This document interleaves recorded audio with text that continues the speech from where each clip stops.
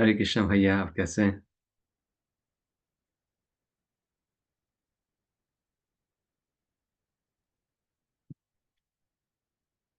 हरे हरे कृष्णा। हरे कृष्णा। दंडवत प्रणाम प्रभु। हरे कृष्णा। धन्यवाद प्रभु जी, प्रणाम। everything fine, Prabhu. I'm trying to catch up. I have a little questions to answer for the homework, and then हाँ I will be catching up very soon. And I have already done till the 12th chapter. 13, 14 already done. It has to be done on the computer, and it will okay. be sent directly to you. I हाँ have some tax issues because we have to file the tax at this moment. हाँ So या I'm preparing so, hmm, but I am following all your I'm following all your classes, each and every one, हाँ, and hmm, I बस sure I'll be on track within a week or so. I'll be back and I will attending all your classes, but a yes little of a week for your homework okay to be. Yes नहीं, you are the best, you are most regular मतलब you are very diligent, and I understand beach you have some work, and so yes, no, yeah, yes.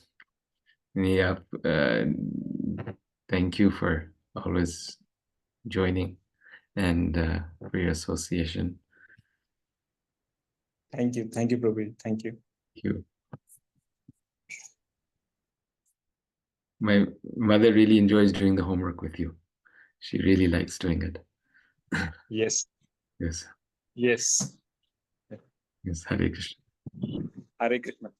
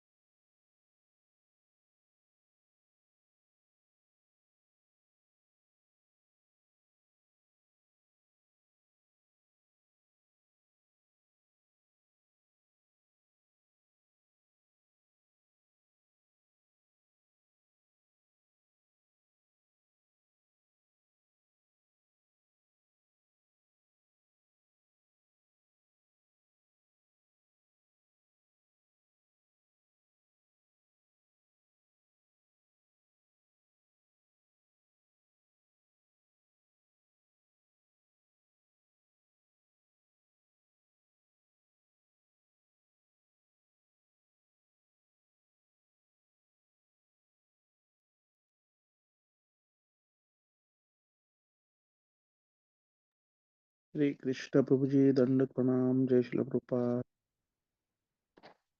Kindly share the voice.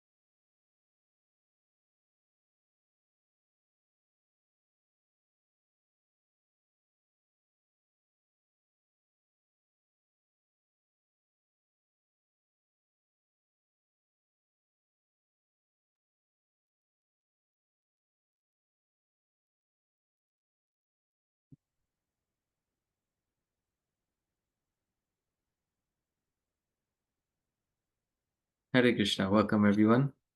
Nice to see all of you.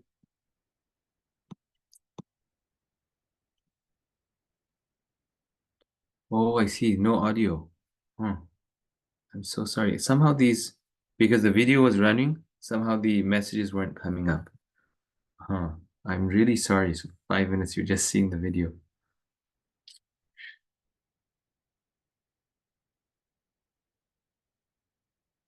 See, sorry. Okay, well, next time.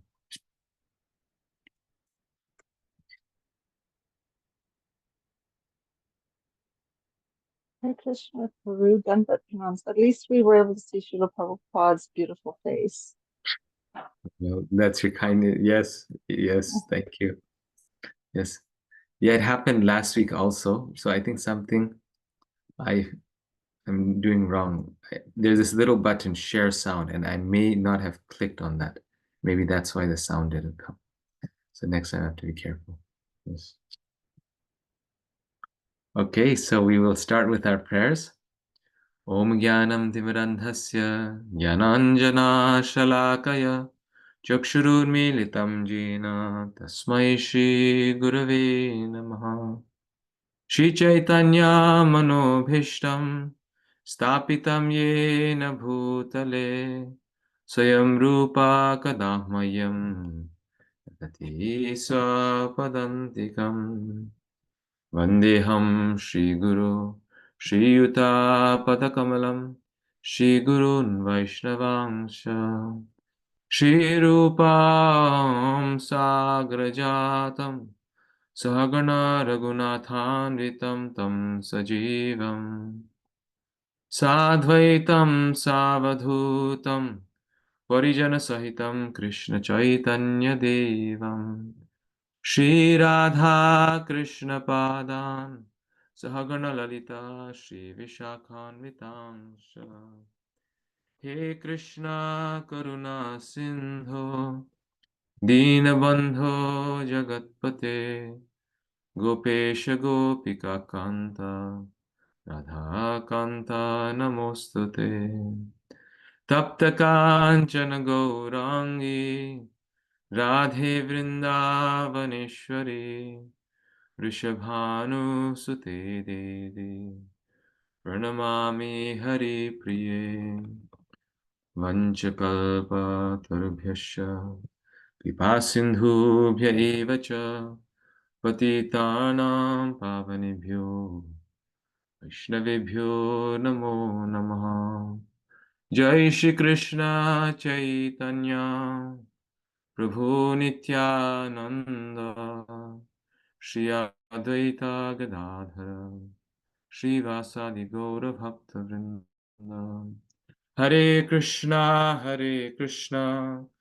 Krishna Krishna Hare Hare Hare Rama Rama Rama Hare Hare Hare Krishna Krishna Krishna Hare Hare Hare Rama Rama Rama Hare Hare Hare Krishna Krishna Krishna Hare Hare Hare Rama Rama Rama Hare Hare. So today we continue on with chapter 15, Purushottam Yoga. It's a small chapter, but there's so much to cover in this chapter. Krishna.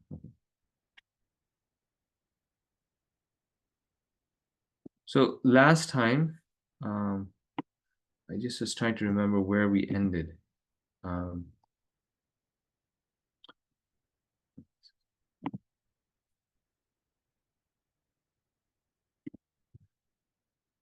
we talked about this cutting it with the weapon of detachment.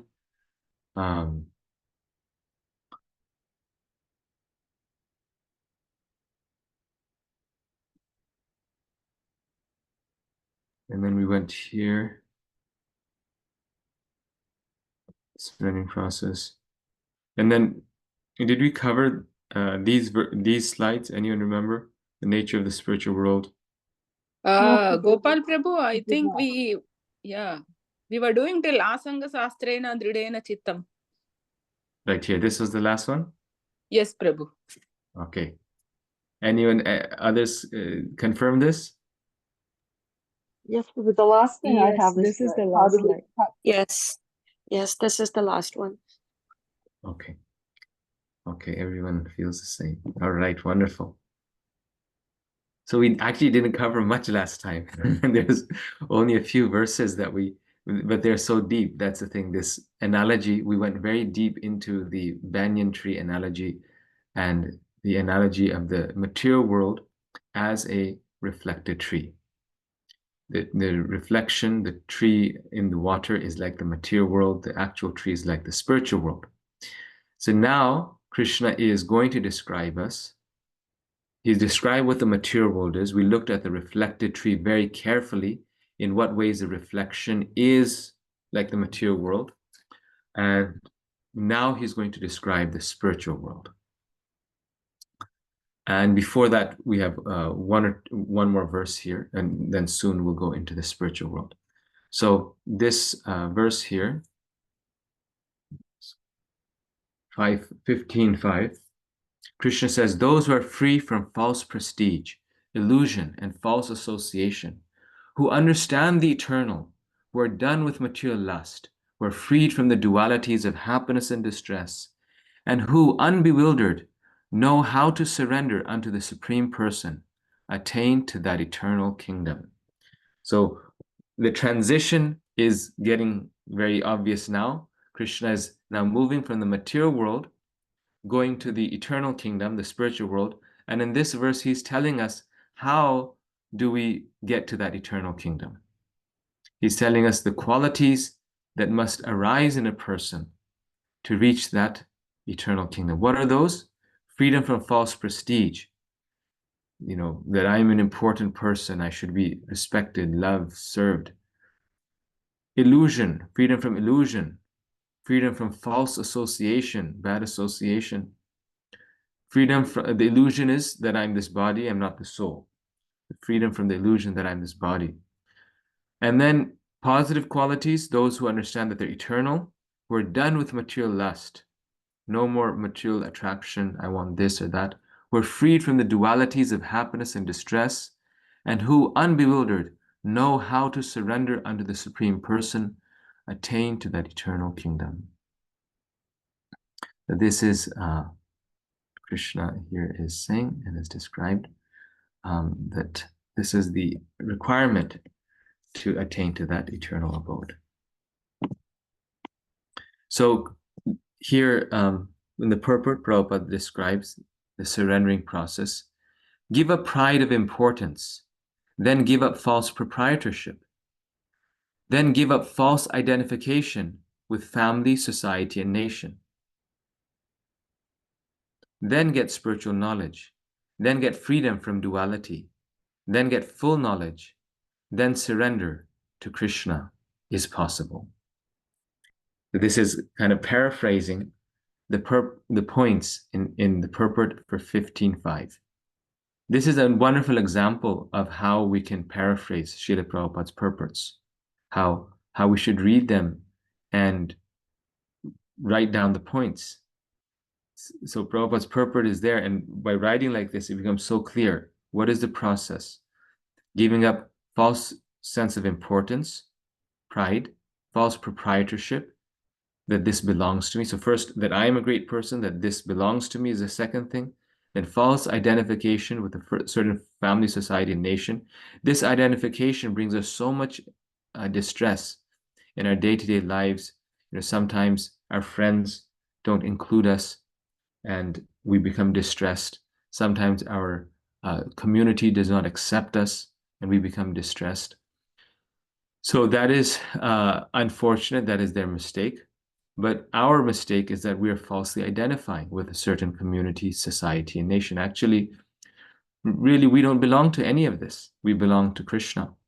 And that vision allows us to continue in our devotional practices without disturbance, because then we don't get disturbed by the the winter and summer seasons of this material world and material exchanges.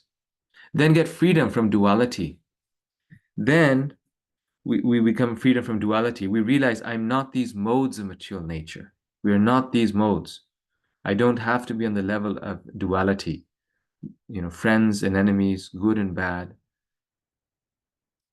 Then get full knowledge.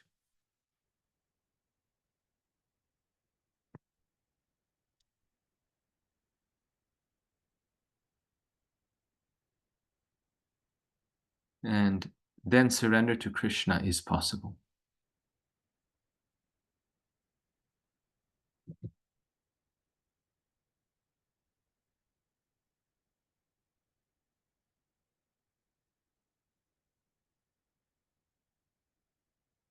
So these are material qualities, but at the same time, in some ways, they become spiritual qualities. Just like the third verse of Shikshashtaka, it says, be more humble than a blade of grass and more tolerant than a tree. And if we have those qualities, it says, then we can chant incessantly. Now, the grass, Prabhupada says, is very humble. The tree is very tolerant.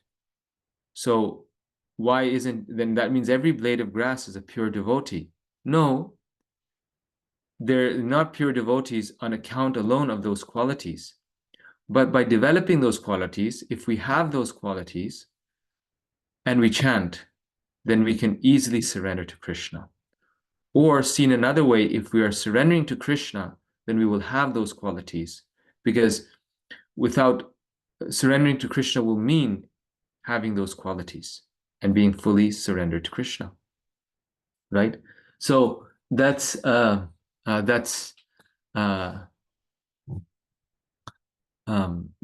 what Krishna is telling us here. That we must surrender to Krishna. And these qualities, if we develop, they become the gateway for us to surrender to Krishna. And in our practice of surrendering to Krishna, we also will develop these qualities if we're really trying to surrender. Now Krishna describes the spiritual world. So he gives the qualities necessary to reach the spiritual world, and now he's describing the spiritual world after describing the material world. Na tadbhasayate suryo na shashanka na pavaka yad gatva na nivartante tadhama paramam mama. That supreme abode of mine is not illumined by the sun or moon, nor by fire or electricity. Those who reach it never return to this material world.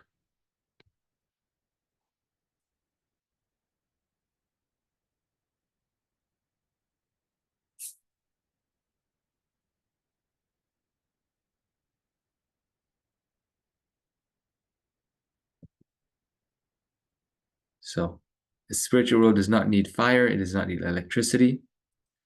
It's not illumined by the sun or the moon. None of these things, because why? It's self-illuminated. Every atom, every stone in the spiritual world is self-illuminated. The illumination flies forth from the object itself. Prabhupada, therefore, in one purport, he says, what is this foolishness? Why should you pay the electric bill? Go there to the spiritual world and live there. There's no need of tad bhasayate, no need for light. It is the spiritual world. It is not lighted by the sun or moon, because everyone is effulgent. Every planet is effulgent.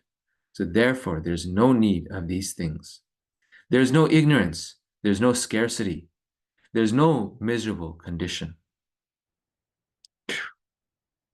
So when you go into a room in the spiritual world, it automatically illuminates because of the effulgence from your body, Krishna is saying. Every planet is effulgent. So in the material world, only the sun is effulgent in our solar system. Our planet is a dark planet. Therefore, when we are not facing the sun, the side of the sun that's not facing the sun becomes dark. Because the Earth planet is actually in of itself, it has no light, like the sun planet has light. But in the spiritual world, every planet has its own light. There's no need for electricity because there's light coming from your body. There's no need for a sun because every planet is effulgent. There's no ignorance there, no scarcity. There's no miserable condition. And Prabhupada's like words are so amazing. Like he's just speaking, and in his speech, there's such depth, right? No, all of the things that we run from in this world, ignorance, scarcity, miserable conditions, none of those things are present in the spiritual world. So all of our complaints are simply because we haven't reached the spiritual world or the spiritual consciousness. If we reach the spiritual consciousness, there's no miserable condition there. One should be captivated by this information. He should desire to transfer himself to that eternal world and extricate himself from this false reflection of reality.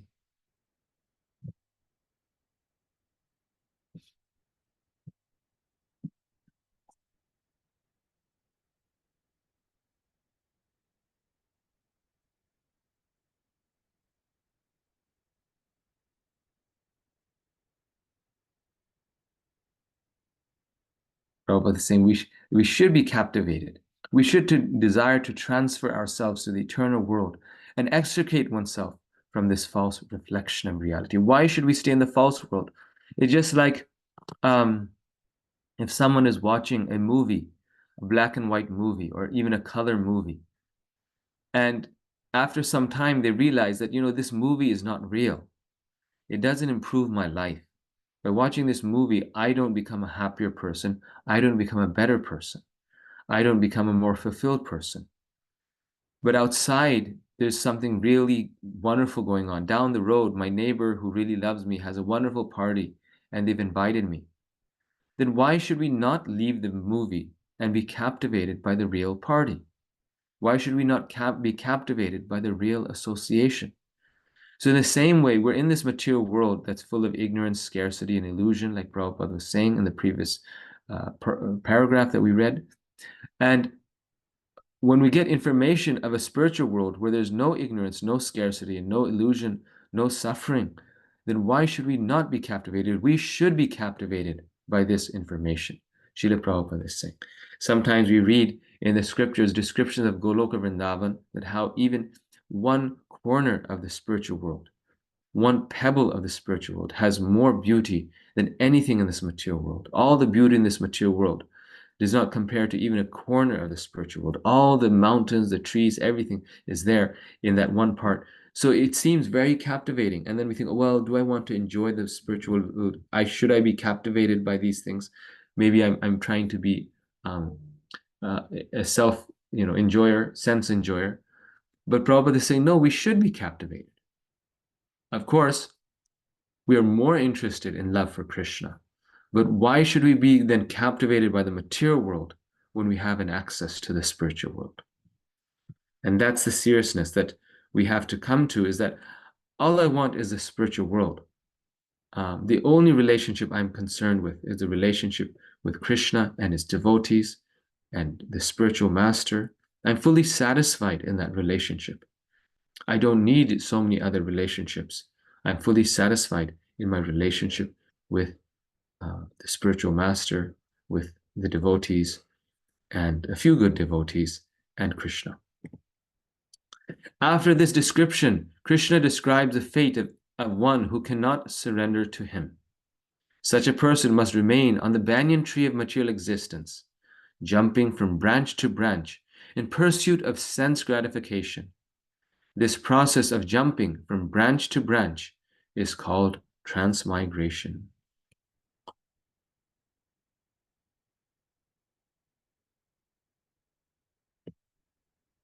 What are two factors that determine our next life?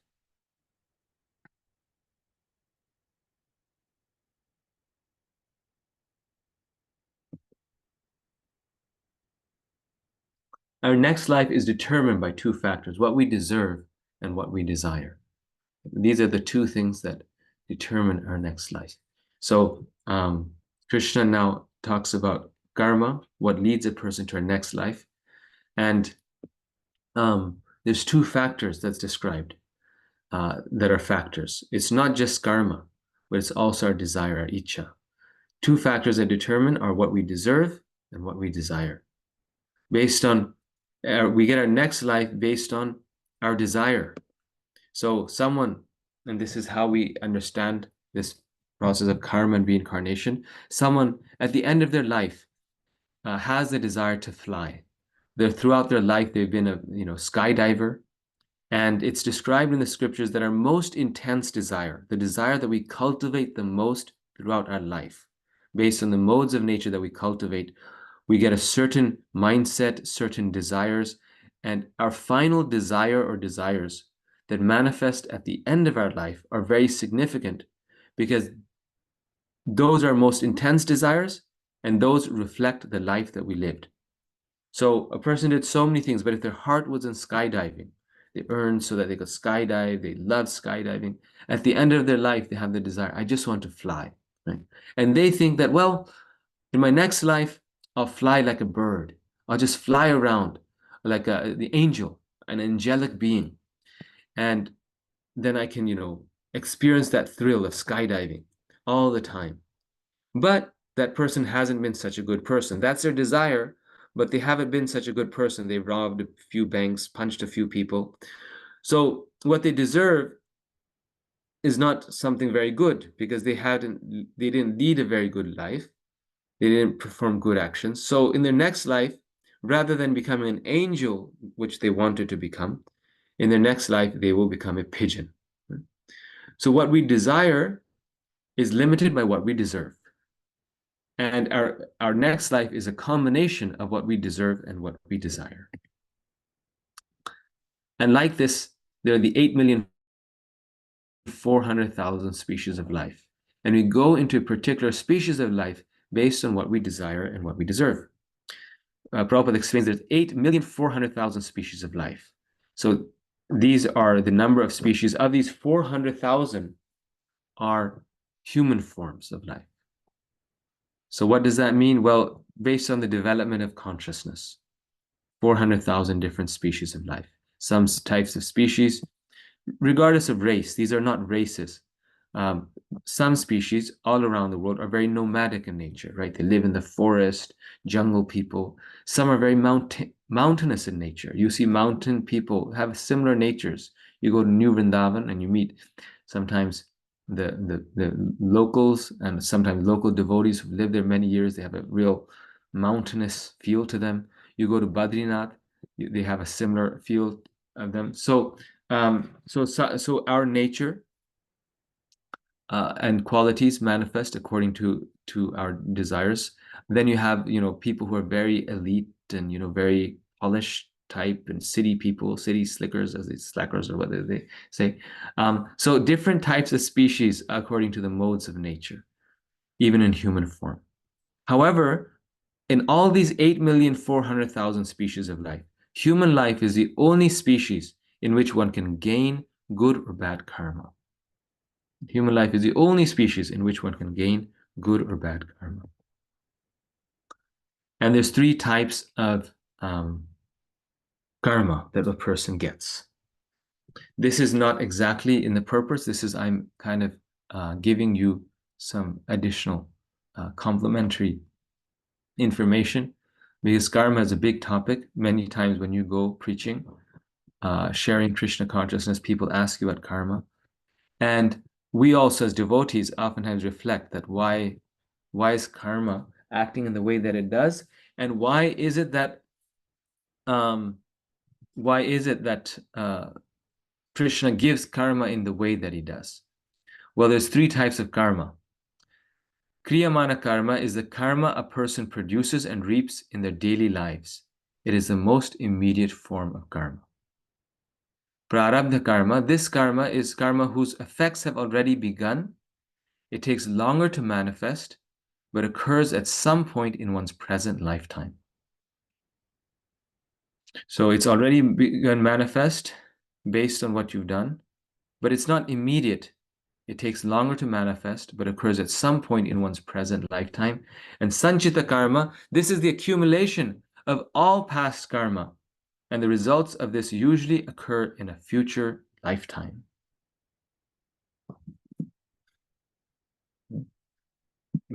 This is so, and the results of this usually occur in a future lifetime, right? So, these are the three forms of karma,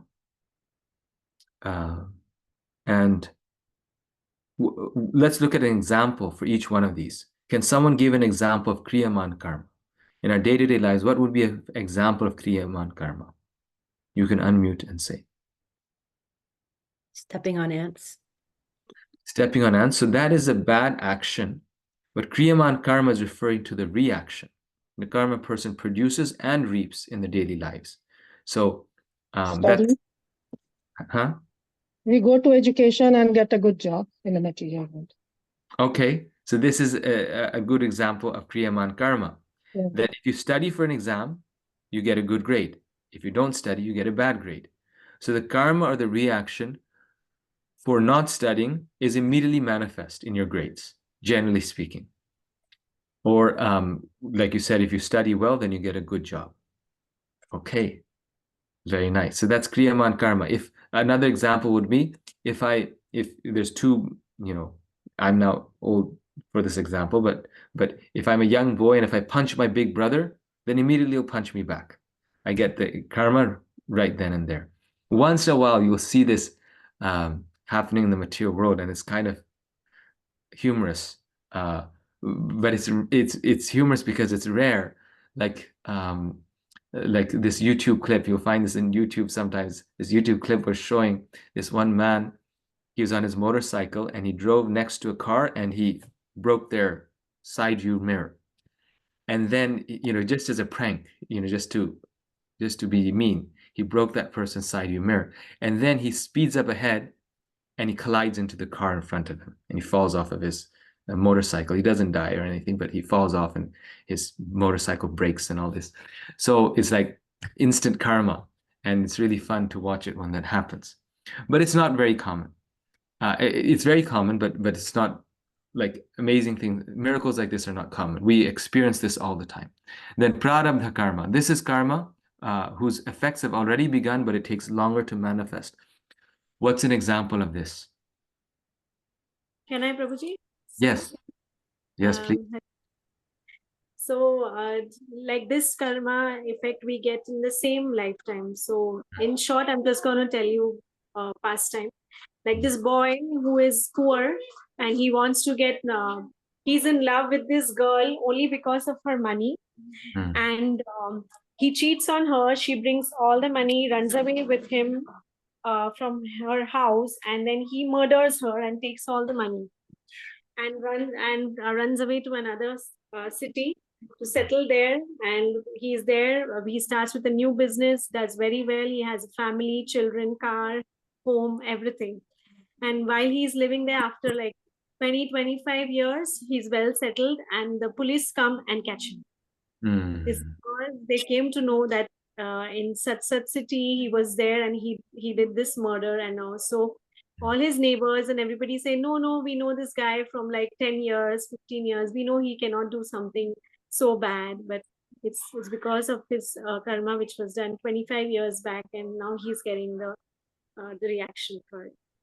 Yes, very good example. Yes, wow, a very shocking one. Very, but yes, that's what it is. This is exactly what it is. The karma doesn't happen immediately, but eventually the criminal gets caught and they're put into jail. Another example could be that when we, just as kind of a simple example, that when people smoke, then by the end of their life, they end up getting lung cancer, right? Or when people steal, your example is also stealing. They start with a pencil, but gradually it grows, and by the end, they are stealing, from a bank, and then they get caught and they go there. Very good. And the last one, sanchita karma. What's an example of that one? Our sufferings, Prabhu. Which sufferings? Any kind, like we hurt others in our past lives. This year, in this lifetime, we get it back through others. That we get the same kind of treatment. Yes. Okay. Very good. So it occurs in a future lifetime of things that we did in our past life. Past, yeah, some bad. If we do good, we'll have good. The way they say that, what we think during our, what we think about during our death becomes our next life, right? Yes, yes. Yeah, So, so um, Another, it- it- sorry, go ahead. Yes. example could be children who are born with diseases or missing limbs or blindness, Yes. from, just their suffering, and it could be from the karma from their previous lives, because there isn't really any karma that they have done in this life at that time. Yes, absolutely. You're absolutely right. So this is the thing that um, Sanchita karma has the sense that it's hard to change. It's something that is accumulation of our past karma, and it occurs in this lifetime, in a lifetime, and it's hard to reverse it. Like Kriyaman karma, Prarabdha karma, you can, by acting, changing your course of action, you can try to reverse it. Sanchita karma is harder to reverse. Everything is reversible by Krishna's mercy if we surrender to him, but it's like a child being born blind. Or we're born in a very poor family, born in a difficult situation. Or like Lavanya Mataji said, also, like some people, they just have a karma of one struggle after another, and it may be because of a past life, karma that's now in this lifetime is manifesting. The smaller things are generally of immediate, due to um, uh, immediate actions and reactions. So yeah, Hare that's Krishna Prabhu. Hare Krishna. Hare Krishna Prabhu, I want to ask you that Yes. some people who are very good, very pure devotees and all, but they suffer at the end of life. They suffer with cancer or any very this intense disease, and they suffer too much. Is that Sanchit karma? No, that is Krishna's arrangement. So when Krishna's devotees suffer, then that is Krishna's personal arrangement to bring them back to him. It's being personally given by Krishna. Now that may be kind of related with something that we have due to our past actions and proclivities. So we were actually just reading the pastime of Bharat Maharaj, and in that Prabhupada says that if a devotee in his previous life, if he willfully falls into sense enjoyment, he willfully gives up the Lord, then in his next life, he doesn't make it in the spiritual life, then in his next life, he does suffer the reaction. Like Bharat Maharaj, who had to become a deer for one lifetime and then Jad Bharat in his next lifetime. So his becoming a deer is given to, he's an intimate devotee of the Lord. He came to the level of bhava. And on that level of advancement, his reaction of becoming a deer is given to him by the Lord. It's not normal karma. It's given to him by the Lord to teach him a lesson. But what the Lord is giving is related to his activity, his karma in his previous life. But it's not an ordinary karma. So with devotees, to be very careful, because sometimes very advanced devotees will get cancers or these things. And so we have to understand that it could be just the plan of the Lord to glorify them, or it could be a plan of the Lord to glorify them, but also to purify them. Because sometimes devotees, by taking up suffering for the Lord, they become even more glorious, right? So they're pure, completely pure, and just to show the example on how to transcend material suffering and death, Krishna does this sort of lila where they get some disease, but they're still completely Krishna conscious, and they're not suffering like we are suffering. So that's the karma is different from the devotee suffering. Thank you so much. Thank you. Hare Krishna. Prabhuji, I have a Prabhu. point. Prabhuji, can I put a point forward? Definitely. Yes. Yes. First, here, can we say that there are two types of karmas? Is a good and the bad, which is carried over. And for the particular life, it can be good or bad as per the condition of that life in that year. That can be carried over. Like we have great sages who had a very nice and previous years to it, which they accumulated and had a very big spiritual life in Yes. in the particular year. That is there. Yeah, I think that can be there also. Yes. In the So past you're karma. right. Every single one of these, Kriyaman karma, Prarabdha karma, Sanchita karma, they can also bring about good reactions. So we actually in our examples, we tend to always think of the bad reactions. But someone who, for example, has good study habits or good ethic of how they live their life, they can easily reap the results of their good activities towards the end of their life. There's no limitation or thing that it cannot be good. The only added point that I'll say is that in the case of the sages, like you were saying, and the saints and sages, in their case, their good results are again, they're not karma.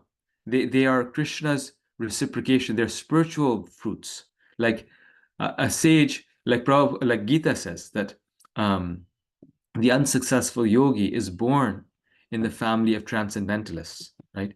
So that if their devotional service is unsuccessful, then their birth in a devotee family is the result of their devotional service, which is above karma. It's Krishna personally acting. That's a personal action of Krishna to give a devotee the arrangement so that they can cultivate their spiritual life by being born in the family of devotees or being born in a positive association. It's the direct hand of the Lord. But yes, the basic principle is there that it's the result of their previous endeavors and their activities. Thank So you. thank you. Yes. So both in good and bad, in the case of devotees, it is the result of their efforts, but it's just personally being given by the Lord rather than the law of karma. And in the case of non-devotees, in the general case, it's just karma, good or bad. Yes, and also, Prabhu, I had just Yes. just last one on the sunset that we can see of Dhritarashtra that in his in that he did both good and bad karma.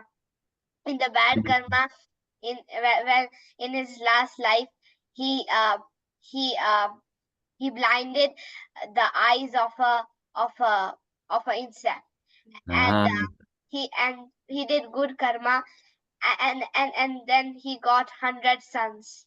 mm, yes, yes. Very good point. That it can be both good and bad, right? Why should we think that it's just why should we think that it's just bad or good? It can be both. They have a combination of the two. Very good. Yes. Okay, 1 second here. Quick question, Prabhuji. Yes. So does that mean that every single person has all three types of karma? So in the case of a devotee, so Dhritarashtra is not exactly a pure devotee in the example that Radhika gave. In the case of devotees, there's no karma. Krishna says in the Gita, Sarva dharman parityaja mamekam sharanam vraja. When we take surrender to the Lord, when we take shelter of the Lord, then there's no karma, good or bad. Then it's the devotee in direct exchange with the Lord. Krishna's taken over our life at the time of initiation. Diksha Kale, it said, at that time, Krishna personally takes over the devotee's life. If we're following the vows that we take and the instructions of the spiritual master, if we are actually a disciple and we're following them, those principles, then Krishna is directly guiding our life. But in the case of non-devotees or those who are on the path, we have good and bad karma both. And all three types. Yes, all three types are there. And that's why in examples in our life, we see the combination of these three. Sometimes it's like the immediate thing, like I gave the example of the motorcycle person, but then sometimes it's a long-term thing, some disease comes up, and where did this come from? It's something sanchita karma, something as a result of our past life, or something that we remember we did in our childhood, and now we're reaping the result of that. So it's, yeah, in everyone's life, all three. In a non-devotee's life, all three are working. Good. Thank you. Thank you. Very nice. Okay, 1 second. I just need to do one thing here.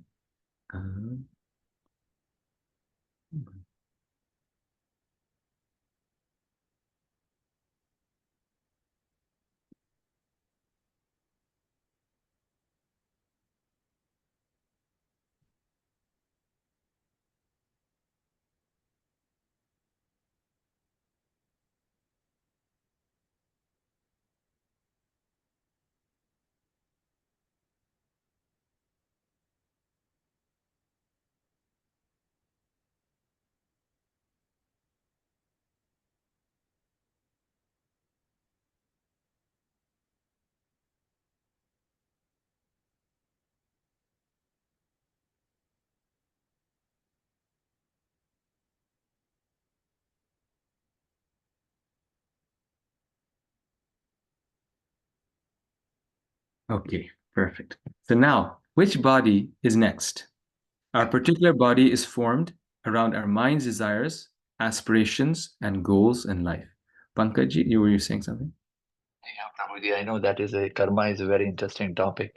So I was thinking, I know, like you said, non-devotees, as per Gita, right? Sarvadharman Parityaja, Krishna takes over, but still they have to, go through ups and downs in life, and which is, again, maybe for the non-devotees, I think they have a human form of life, which is again very precious. But sometimes they even don't get any opportunity to get into, try to become a devotee, or get into the company of devotees so that they can improve. So they will still go through, all three types of karma, and then they will end their life. So why not every individual get a opportunity to be Krishna conscious, or so that they can understand the spiritual knowledge and utilize this body, or this human form of life, which is very precious. We always say that so why that happens, right? And then Yes. So so that's the thing, that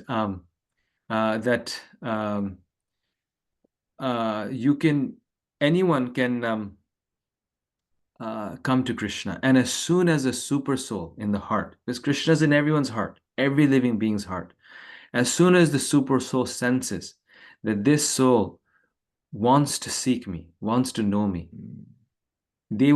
Krishna will guide us to him. The moment that we want that. It's just that in the material world, the reason why we come to the material world, the very reason why we are here, is because we want to forget Krishna, right? We were with Krishna. We were in the spiritual world. We fall from there. We leave that place. We come to this world because it was our aspiration, our desire to forget Krishna.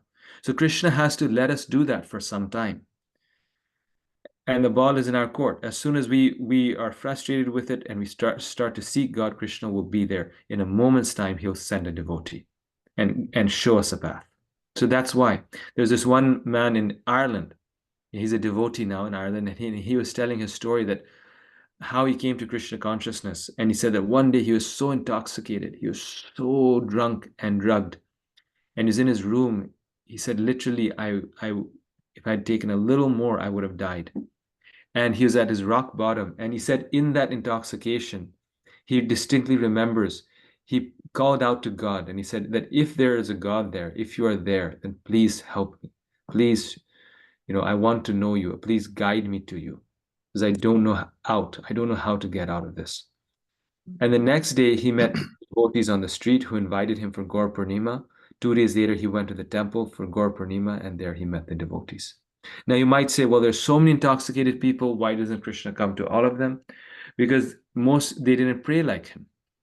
Or even if they did pray like him, some or the other, Krishna knew that they weren't ready.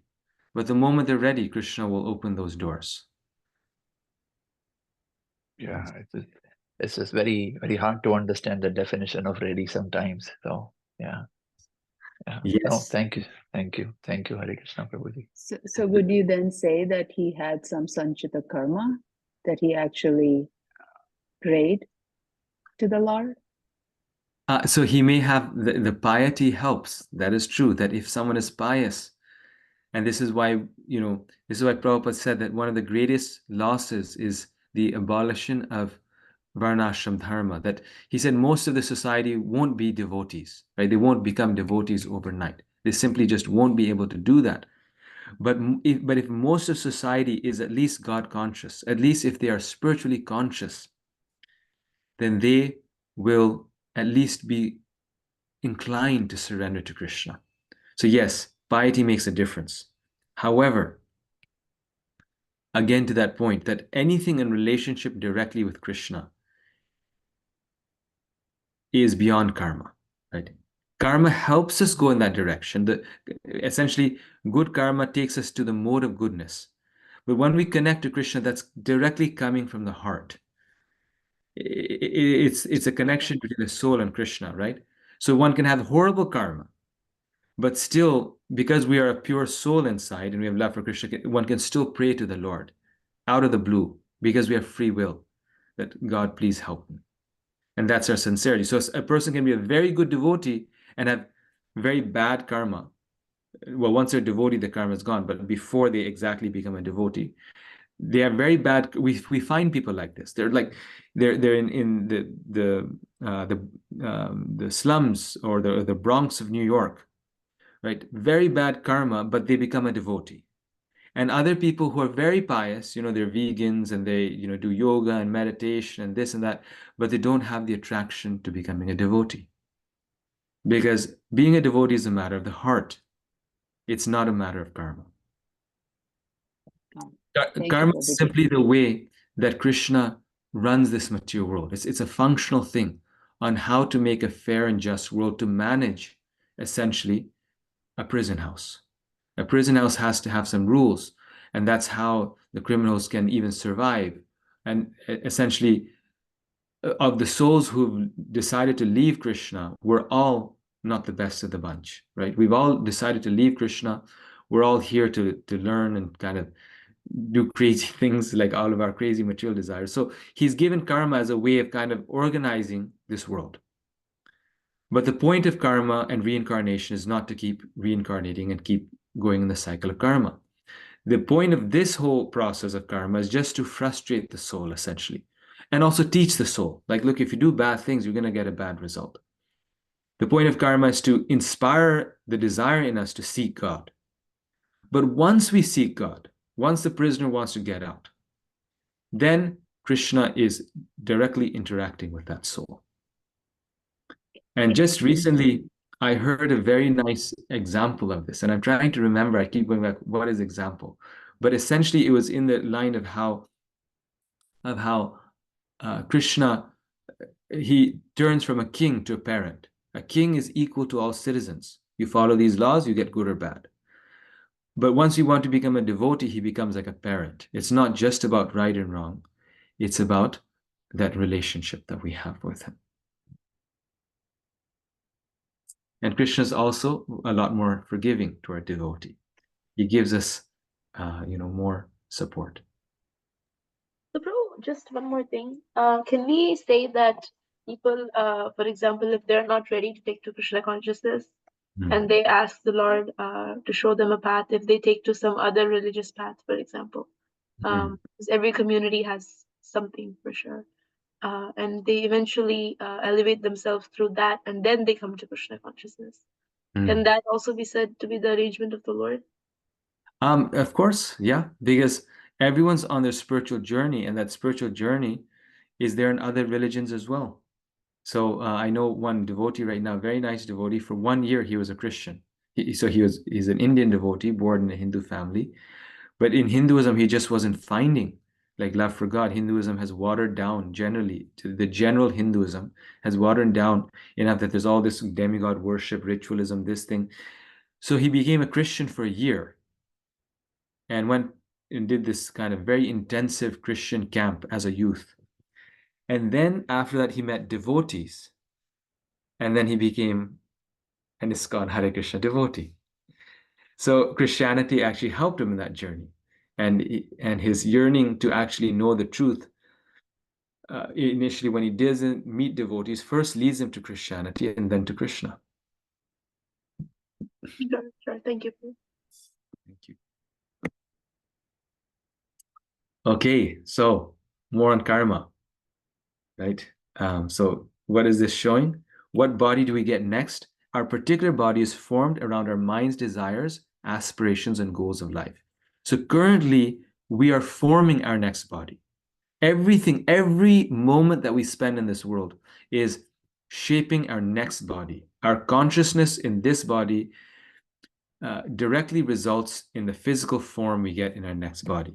So someone who is cultivating kind of a mentality of just enjoying the senses, sleeping a lot, lying on the beach all the time, just drinking, all these things, we see how his mind and heart, and he's only associating with his pet dog. He's really attached to him rather than Krishna. His mind and face become like that. Similarly, this is a picture of a real tree, right? people who like to do all this, things, they become trees, right? You sometimes look at like certain species in this world, like ostriches, cranes, or whatnot, and when they walk, you think it's kind of like a model walking, right? It's all just about the body and showing off the body. And the scriptures say when we like to be naked, then in the next life we come back as a tree, because trees are naked all the time. The goal of reincarnation and karma is to stop reincarnating. What's the point? The goal of reincarnation and karma is to stop reincarnating. We don't want to keep going in this cycle. The point of karma is to stop it. How does one stop the cycle? So some traditions try to stop the cycle by purification, advancement through purification of one's activities, good works, become a perfect brahmana, and then you get moksha. It's a path, but it's a very slow path and not so effective. Others, they're called the renouncer traditions. They're the vairagis, the jnanis. They try to stop this cycle of action and reaction by giving up action, right? If we give up desire, this is what Buddha taught, and this is not, he didn't teach, this is what Buddhism tries to teach us, that if you give up desire, then you will get no reaction. Giving up desire, desire is the cause of our entanglement. Give up desire, you'll become free. We also believe in detachment. However, Krishna says that it's not possible not to act. Only a stone does not have desire. So giving up desire altogether is not possible. But one can certainly make advancement by reducing one's desires, by becoming detached. So the renouncer traditions are very laudable. They're focusing on vairagya. Try to break the cycle by renunciation. But our tradition, the Vaishnava tradition, says we cannot give up desire. We can only transform the desire for Krishna, and that's devotional action. We must act for Krishna. We cannot give up action, but we can act for Krishna. Similarly, good works is not also perfect, because even good actions brings a good reaction, right? That even if we do good things and we get good we have to come back in our next life to enjoy the results of our activities. That's a good reaction. So the Vaishnava tradition tells us that the solution is not to perform good actions or to give up desires or to become detached, because we completely detached from everything. We have to become detached from material things, but become attached to spiritual things. So detachment from not everything, but from material things. And that's where Krishna consciousness is a step forward from Buddhism. Buddhism is just about detachment, giving up desire, meditation. But what's the positive thing? What's the attachment? Where is the attachment? We must be attached. So that is Bhakti Yoga. So here we go. Back to the text now. So Krishna is the maintainer of all things. One who is entangled within the banyan tree of material existence can develop his Krishna consciousness by appreciating Krishna as the maintainer of the phenomenal world.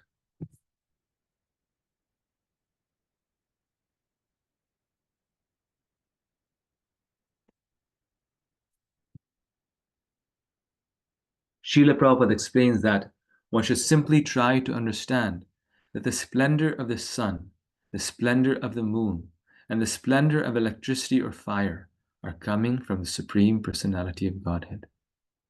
In such a conception of life, the beginning of Krishna consciousness, lies a great deal of advancement for the conditioned souls in this material world.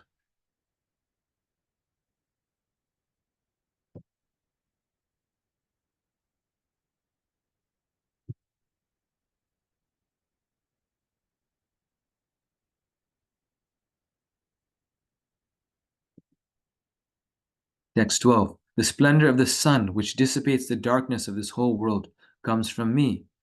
and the splendor of the moon and the splendor of fire are also from me. I enter into each planet, and by my energy they stay in orbit. I become the moon, and thereby supply the juice of life to all vegetables.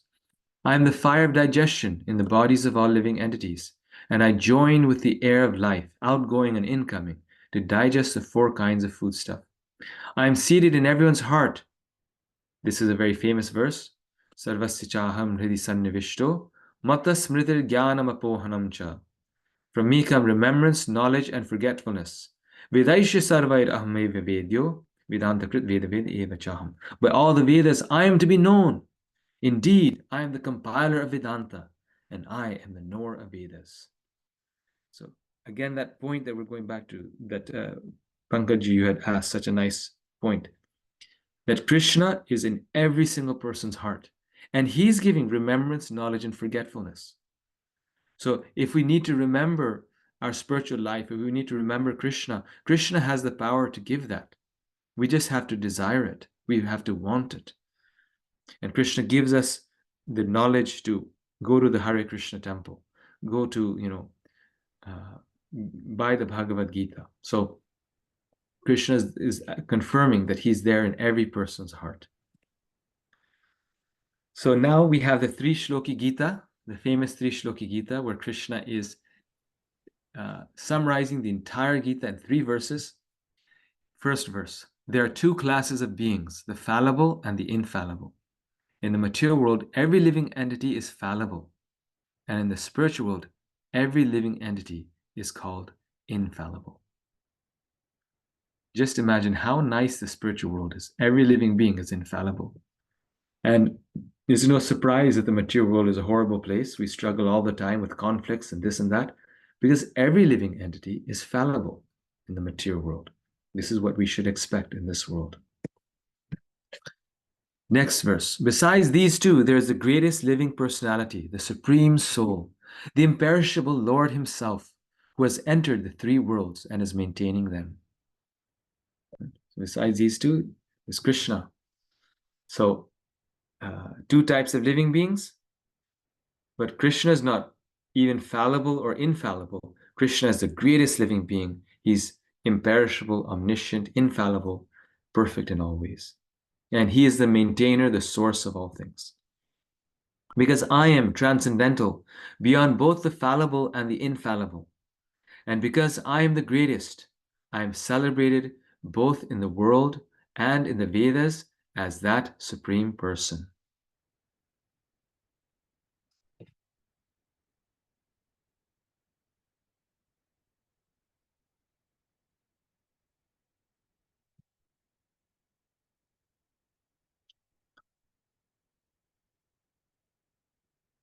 Whoever knows me as a supreme personality of Godhead, without doubting, is the knower of everything. He therefore engages himself in full devotional service to me, O son of Bharata. So then the final verse says, whoever knows these 3 truths, the fallible, infallible living entities, and the third one, Krishna, as a source of everything, as a supreme personality of Godhead, without a doubt, that person, with that knowledge, if we truly know it, will then engage in his devotional service. The third truth is engaging in Krishna's full devotional service, full, because if Krishna's the ultimate, then why would you do anything else? So if you know everything, you know Krishna. If you know Krishna, you know everything. And then we engage in devotional service. And then after the 3 Shloki Gita, he confirms this by saying, this is the most confidential part of the Vedic scriptures, O sinless one, and it is disclosed now by me. Whoever understands this will become wise, and his endeavors will know perfection.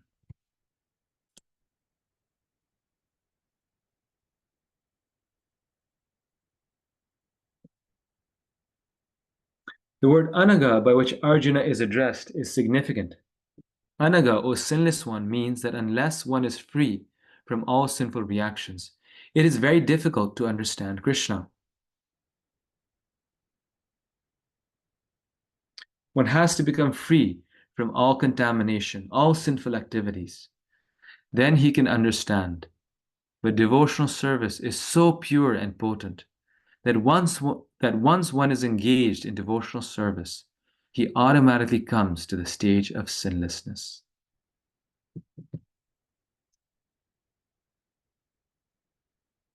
This is the beauty of devotional service, that regardless if we have desires or whatever faults we have, if we engage in devotional service, it drags us to pure devotion.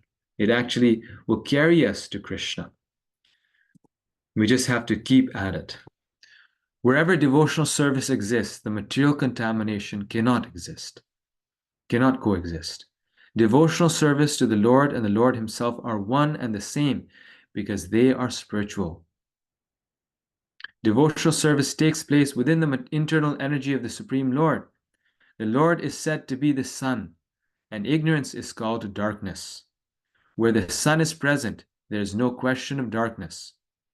Therefore, whenever devotional service is present under the proper guidance of a bona fide spiritual master, there's no question of ignorance. Wonderful. Okay, I'm going to, okay, last slide. Wow, we made it. While one is performing devotional service in the association of pure devotees in full Krishna consciousness, there are certain things which require to be vanquished altogether. The most important thing one has to surmount is weakness of the heart. The first fall down is caused by the desire to lord it over material nature. Thus, one gives up the transcendental loving service of the Supreme Lord. The second weakness of heart is that as one increases the propensity to lord it over material nature, he becomes attached to matter and the possession of matter. The problems of material existence are due to these weaknesses of the heart. In this chapter, the first 5 verses describe the process of freeing oneself from these weaknesses of heart.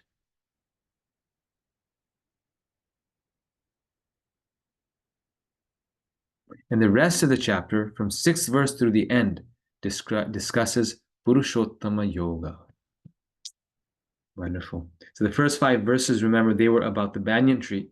So by understanding the nature of this world, we overcome the weakness of heart to, not engage in Krishna service, to keep in material life. We overcome that by realizing this world is just a mirage. And the rest of the chapter is telling us the process of actually becoming free from material attachments through Purushottama Yoga, through realizing the Lord.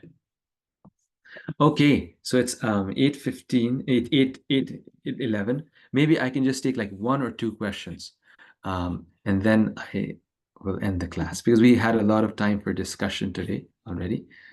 So yes, Radhika, please. Yes, Hare Krishna, Prabhuji. So I just had some points. Yes. So I first want that, so here you can see that there is no disadvantage in the spiritual world. Like there is no need for electricity, no need for sun, and no need for moon. And then my next point is that, as an example, you gave the example of watching the movie, that after watching it, we notice that it's not real. But then we remember that there's a party in the neighbor's house, and that is real. So we should go there instead of watching the movie. So similarly, in the material world, when we are in the material world, we should think about the spiritual world, and we should desire to go there instead of staying in this artificial material world. So, and then my next point is that here we can see that there are two facts that determine our next life. The first one is desire, and the second one is deserve. So what we desire, as we desire to go to the spiritual world, so then we will go to the spiritual world. And if we deserve it, so then we will go to, then also we can go to spiritual world. And then my last point is that all the living entities are fallible in the material world. And one more, that if you know Krishna, you know everything. Thank you. Hare Krishna. Thank you. Radhika, you always do what I don't do, and so it's so perfect. You always summarize the class so nicely, and you remind us of all the points, the key takeaway points. And those of you who don't know Radhika, they live in Knoxville, Tennessee, right? Knoxville, Tennessee, is that where you live? Yes. And Radhika's homeschooled by her mother. So she's reading Bhagavatam all the time, and very nice devotee. Wonderful.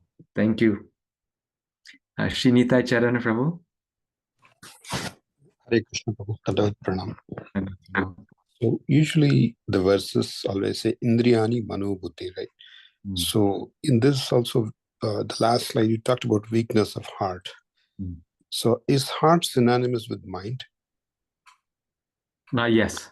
Yes. Heart is generally synonymous with the mind. So when we refer to the heart, we're not referring to the physical, blood vessels. It's referring to the mind. Yes. Thank you, Prabhu. Thank you. I don't remember who was next. Let's see. Lakshmi Mataji. Hare Krishna Prabhu, Dandavat Pranams. And please forgive me for this question, but I'm just like a little confused, and I just, it might seem like a simple, silly question, but you said a human life is the only species when they can gain a good or bad karma, and so I'm confused about like and what you think about at the end of life, that's what you become in your next life. So the example of the pigeon, and then if they become back as an animal species, how does that, like how do you perform devotional service to break out of that? And then how do you is it like, for Gajendra and Jada Bharat, like their sanchita karma, like from there, how does that all fit in? How do Yes, very good question. Actually, I forgot to mention that. Very good point. So in human life, is the only life in which you can gain good or bad karma. So in other forms of life, like animal lives, you are burning off the karma. So some dogs are born in America and they almost have better lives than humans. Other dogs are in India, struggling to get a morsel of food. So based on your previous karma, you get a dog's body, but even the dog body that you get is based upon your previous karma. If you've been a really, not good person, you might become a really suffering dog, right? So you're burning off your past karma. Then the process of reincarnation automatically will move you up from a dog to the next species up in the same sequence of species. And then the soul has to work their way by nature's way, not out of freedom, by nature's way. It works its way back up to the human form of life. And in the human life, then we have freedom. So we actually have the same gradation of species as Darwin, because actually Darwin got it from ancient cultures. And this is why going to the animal species of life, Krishna says, is a great fear. He says that in the Gita, that devotional service protects you from that fear. Why is it fearful? You say, well, one life I'll be a dog. Because it's not just one life. Wherever you go, whichever place you land, you will work your way up from there back to the human species. So if a person becomes an insect, it might be 4 million species before they come back to the human form of life. If you become a cow, then in your next life, you'll be a human because it's right next to the human life. So it's very fearful because it might take 4 million lifetimes to come back to the human form of life. Last point regarding Gajendra and others. Regarding Gajendra, we know that he's a devotee. Again, like Bharat Maharaj and Gajendra, they are becoming one life just because of a flaw in devotional life, and they remember their past lives, so Krishna is directly interacting with them. So they're a separate case. Does that answer your question? Yes, Baba. Thank you. Hare Krishna. Hare Krishna. Okay, maybe just I should actually end now. So next time, please hold on to your questions, and next time we will recontinue from where we left off.